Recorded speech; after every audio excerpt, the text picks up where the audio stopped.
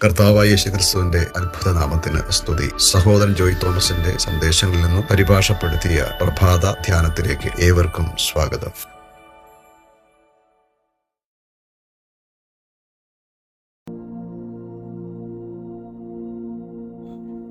വിസ്മയവും ഭയങ്കരവുമായുള്ളത് ദേശത്ത് സംഭവിക്കുന്നു. പ്രവാചകന്മാർ വ്യാജമായി പ്രവചിക്കുന്നു. പുരോഹിതന്മാരും അവരോട് ഒരു കൈയായി നിന്ന് അധികാരം നടത്തുന്നു. എൻ്റെ ജനത്തിനും അത് ഇഷ്ടമാകുന്നു. എന്നാൽ ഒടുക്കം നിങ്ങൾ എന്തു ചെയ്യും എന്ന് യിരെമ്യാ പ്രവാചകന്റെ പുസ്തകം 5-ാം അധ്യായം 30-31 വാക്യങ്ങളിൽ നാം വായിക്കുന്നു. കർത്താവിൻ്റെ ആ ദിവസത്തിൽ നാം എന്തു ചെയ്യും? അവസാനം എന്തായിരിക്കും? അത് നമുക്കാർക്കും അറിവും ഒരു ഉറപ്പുമില്ലാത്ത ഒരു കാര്യമാണ്. അപ്പോസ്തലനായ പൗലോസ് ഇക്കാര്യത്തെക്കുറിച്ച് വിചാരവും ഭയവുമുള്ള വ്യക്തിയായിരുന്നു. താൻ തന്നെക്കുറിച്ച് തന്നെ ഉത്കണ്ഠാകുലനായിരുന്നു. സഭകളെക്കുറിച്ച് തനിക്ക് ഭാരമുണ്ടായിരുന്നു എന്നതിൽ സംശയമില്ല. എങ്കിലും അത് ഒരിക്കലും തന്നെക്കുറിച്ച് തന്നെയുള്ള വിചാരത്തിലും ഭാരത്തിലും ഒട്ടും കുറഞ്ഞതായിരുന്നില്ല. അതുകൊണ്ടാണ് 1 കൊരിന്ത്യർ 9-ാം അധ്യായം 27-ാം വാക്യത്തിൽ താൻ മറ്റുള്ളവരോട് പ്രസംഗിച്ച ശേഷം ഞാൻ തന്നെ കൊള്ളരുതാത്തവനായി പോകാതിരിക്കേണ്ടതിന് എൻ്റെ ശരീരത്തെ ദണ്ഡിപ്പിച്ച് അടിമയാക്കിയത്രേ ചെയ്യുന്നത് എന്ന് പറയുന്നത്. പൗലോസ് എത്ര മഹാനായ അപ്പോസ്തലനായിരുന്നു എന്ന് നമുക്കറിയാം. അത്ര അഭിഷേകവും ദർശനവുമുള്ള ക്രിസ്തുയേശുവിലുള്ള ദൈവിക ഉദ്ദേശത്തിൻ്റെ വെളിപ്പാടുള്ള തനിക്ക് ഇതിനെക്കുറിച്ച് ഒരു ഭയമുണ്ടായിരുന്നു. മറ്റുള്ളവരോട് പ്രസംഗിച്ച ശേഷം ഞാൻ തന്നെ കൊള്ളരുതാത്തവനായി പോകരുത് എന്ന ഭയം കാരണം എൻ്റെ ശരീരത്തെ ദണ്ഡിപ്പിച്ച് അടിമയാക്കിയത്രേ ചെയ്യുന്നത് എന്ന് മറ്റ് ചില ഇംഗ്ലീഷ് പരിഭാഷകളിൽ രേഖപ്പെടുത്തിയിട്ടുണ്ട്. ആ ഭയം സാത്താനെക്കുറിച്ചുള്ള ഭയമായിരുന്നില്ല. അത് തന്നെക്കുറിച്ചുള്ള ഒരു ഭയം തന്നെയായിരുന്നു. തൻ്റെ സ്വന്തം ശരീരത്തിൽ ആ ലക്ഷ്യം നഷ്ടമാകാം എന്ന് ഉള്ള ഭയമായിരുന്നു അത്. മറ്റുള്ളവരോട് പ്രസംഗിച്ച ശേഷം ഏതെങ്കിലും രീതിയിൽ ഞാൻ അയോഗ്യനായി പോകാതിരിക്കേണ്ടതിന് എൻ്റെ ശരീരത്തെ കഷ്ടതയിലൂടെ കടത്തിവിട്ട് നിയന്ത്രണ വിധേയമാക്കുന്നു എന്ന് മറ്റൊരു മലയാള പരിഭാഷയിൽ കാണുന്നു.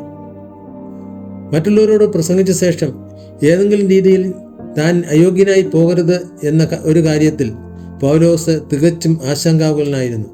അതുകൊണ്ടാണ് താൻ കൊരിന്ത്യർക്ക് ഇങ്ങനെ എഴുതിയത്. ജീവിതത്തിൻ്റെ വലിയ ഒരു കാലഘട്ടം മുഴുവൻ കർത്താവിനെ സേവിച്ച ദൈവപുരുഷന്മാരെക്കുറിച്ച് ഞാൻ വായിച്ചിട്ടുണ്ട്. അവർ അവരുടെ ജീവിതത്തിൽ പിൽക്കാലത്ത് വിട്ടുവീഴ്ചയ്ക്ക് ഒരുമ്പെട്ടതായി കാണുന്നു.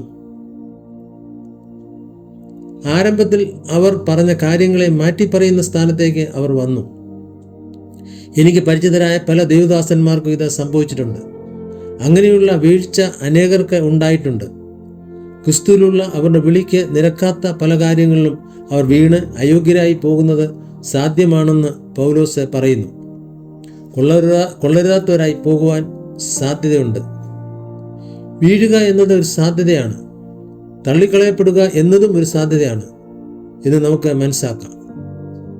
എൻ്റെ സഹോദരീ സഹോദരന്മാരെ, ഇത് ഞാൻ നിങ്ങളോട് മാത്രം പറയുന്ന ഒരു കാര്യമല്ല. എൻ്റെ സ്വന്തം ജീവിതത്തെക്കുറിച്ച് ഞാൻ തികച്ചും ആശങ്കാകുലനാണ്.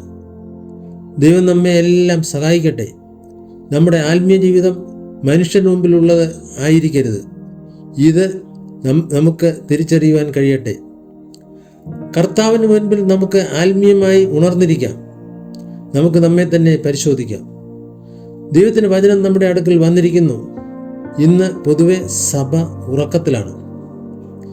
ഇന്ന് അനേകർ ആത്മീയ നിദ്രയിലായിരിക്കുന്ന ഈ സമയത്ത് ദൈവത്തിൻ്റെ വചനം നമ്മെ ഉണർത്തുന്നതിനായി നമ്മുടെ അടുക്കൽ അയച്ചിരിക്കുന്നു. ആ അവസ്ഥകളിൽ നിന്ന് ഉണർന്ന് ദൈവത്തോടൊപ്പം പോകുന്ന ഒരു ശേഷിപ്പ് തീർച്ചയായും ദൈവത്തിനുണ്ടായിരിക്കും. ആത്മാവ് സഭകളോട് പറയുന്നതെന്ന് ചെവിയുള്ളവൻ കേൾക്കട്ടെ. ആത്മാവ് നമ്മോട് പറയുന്ന കാര്യങ്ങളുടെ ഗൗരവത്തെ നമുക്ക് മനസ്സിലാക്കാം. ദൈവം തൻ്റെ വിലയേറിയ ആലോചനയെ നമുക്ക് നൽകിയിരിക്കുന്നു. പരിശുദ്ധാത്മാവ് നമ്മോട് സംസാരിച്ച വചനത്തിന് നമുക്ക് ഏൽപ്പിച്ചു കൊടുക്കാം. നമുക്ക് കർത്താവിലേക്ക് നോക്കാം.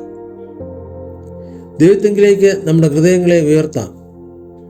ശ്രീദോഷവാനായി തീരുവാനും ലക്ഷ്യം തെറ്റുവാനും സാധ്യതയുണ്ടെന്ന് നമുക്ക് മനസ്സിലാക്കാം. അയോഗ്യനായി തീരുവാനും കൊള്ളരുതാത്തവനായി തീരുവാനും ഉപേക്ഷിക്കപ്പെടുവാനും സാധ്യതയുണ്ട്. ആത്മീയ ഉറക്കത്തിലും ആലസ്യത്തിലും നാം ആയിരിക്കരുത്. കർത്താവേ, അതിൽ നിന്ന് എന്നെ രക്ഷിക്കണമേ എന്ന് നമുക്ക് പ്രാർത്ഥിക്കാം. ആമേൻ.